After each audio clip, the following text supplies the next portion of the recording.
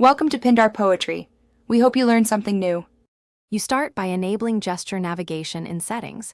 Go to System, then Gestures, then Navigation. Tap the gesture option and choose the one-handed or full gesture set. Make sure your phone is updated and that accessibility toggles won't override gestures. Once done, practice the basic gestures slowly. You need muscle memory. These are the foundational steps. They make the rest faster and reduce accidental taps. Remember to close heavy apps so transitions respond smoothly while you adjust. Now you'll master the main gestures. Swipe up from the bottom to return home, hold and slide to browse recent apps. Swipe from either edge toward the center to go back, adjust sensitivity in Settings if it feels too easy or too hard. Use a quick swipe up and hold to enter split screen or drag app cards to pin.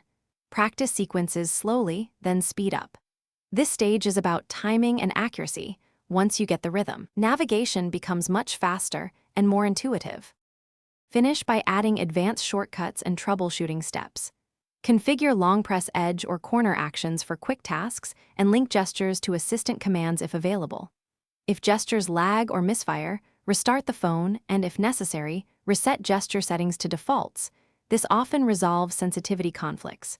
Make sure third-party launchers or accessibility features aren't intercepting inputs because they can block gestures. Finally, practice the flow for a few days. Muscle memory and slight sensitivity tweaks usually eliminate persistent issues.